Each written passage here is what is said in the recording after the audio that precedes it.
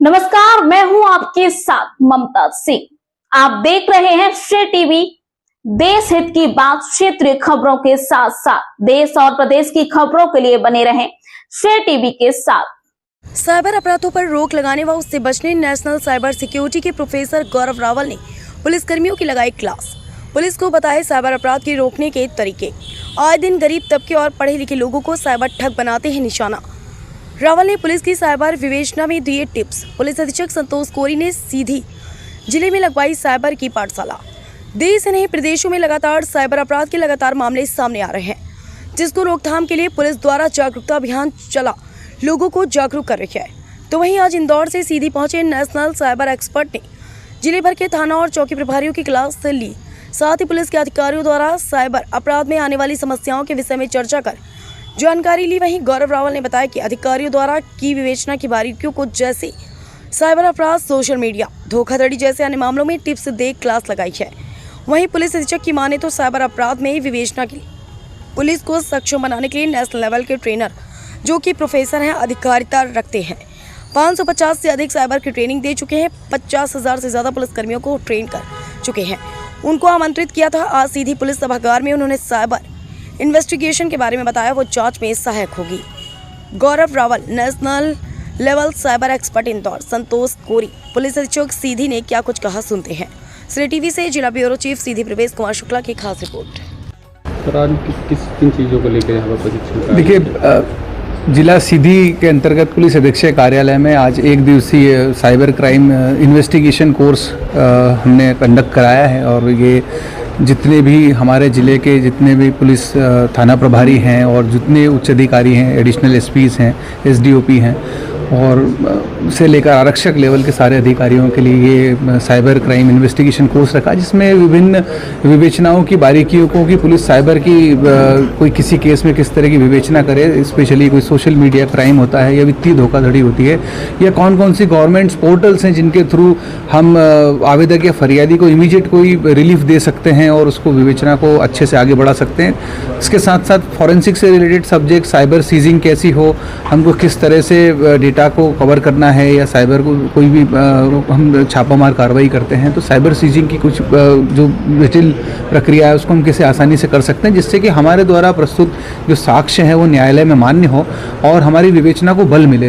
ये पूरा जो आज का कोर्स था ये विवेचकों के हिसाब से और थाना प्रभारियों के हिसाब से और पुलिस बल को विवेचना में और अधिक दृढ़ता से अपना पक्ष कोर्ट के समक्ष रखने के लिए जो जो बारीकियां होती हैं तकनीकी रूप से और अन्य धाराओं में किस तरह से हम बढ़ाकर इस केस को मजबूत कर सकते हैं, उसके लिए पूरा प्रशिक्षण रखा। इसके लिए मैं पुलिस अधीक्षक सीधी का आभारी हूं कि जिन्होंने मुझे आमंत्रित किया, यहाँ पर ये अवसर दिया कि इतने उच्च अधिकारियों को मैं संबोधित कर सकूं। और सभी प्रतिभागियों का भी मैं धन्यवाद करता हूं कि उन्होंने बड़े ही शालीनता से और बड़े ही समर्पण के साथ, और न सिर्फ उन्होंने इसमें भाग लिया बल्कि उन्होंने आगे बढ़कर अपने प्रश्नों को यहाँ पर उत्तर पाया और अपनी जो जिज्ञासाएँ थी विवेचना से रिलेटेड, साइबर से related, social media fraud, financial fraud या कोई अन्य तरह की धोखाधड़ी में किस तरह से हमारी विवेचना को दशा और हमारी दिशा क्या हो, उसके बारे में जानकारी प्राप्त की। और मैं आशा करता हूं कि उनको इससे काफ़ी उनकी विवेचना में काफ़ी मदद मिलेगी और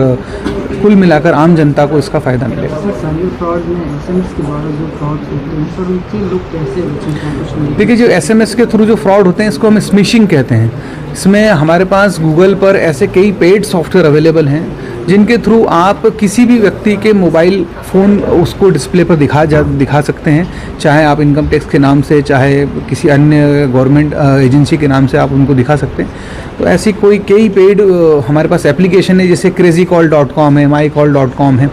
ये ऐसे फ्री ऐप्स हैं।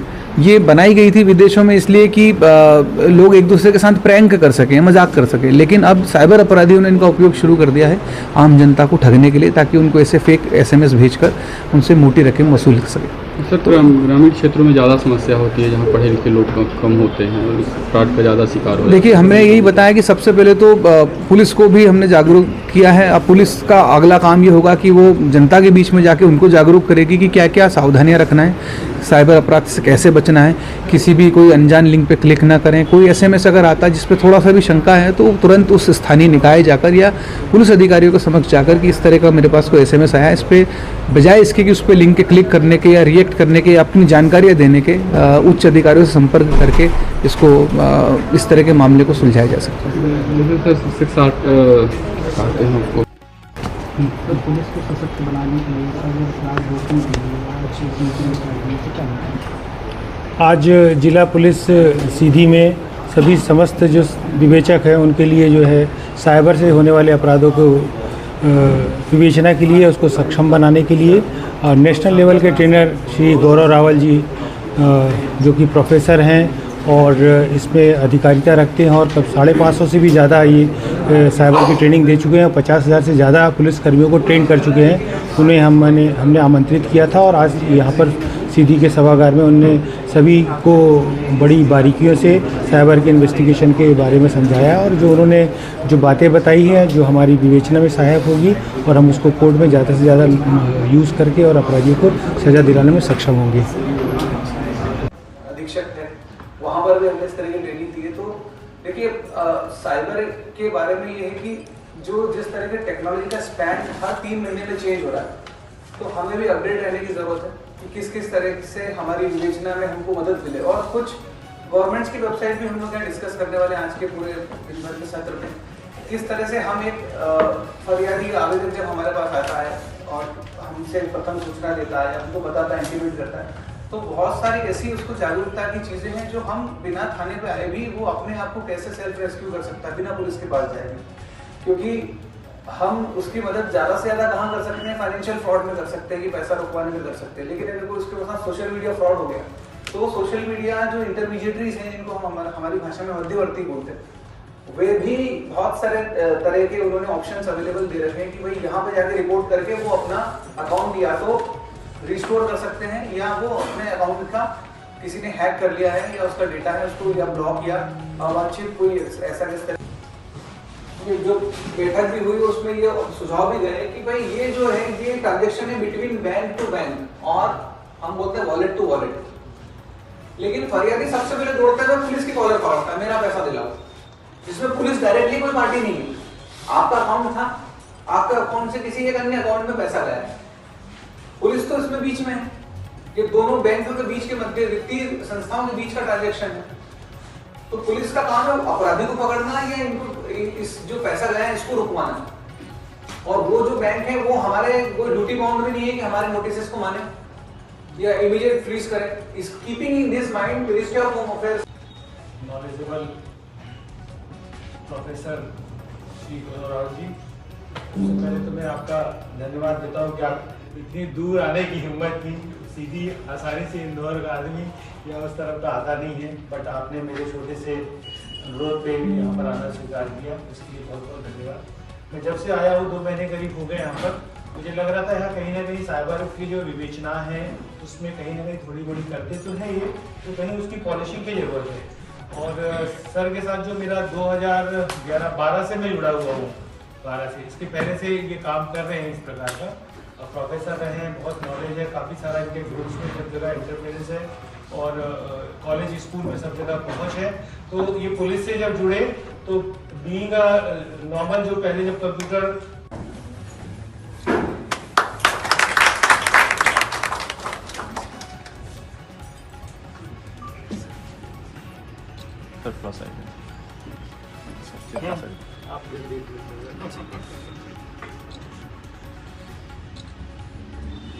सर आप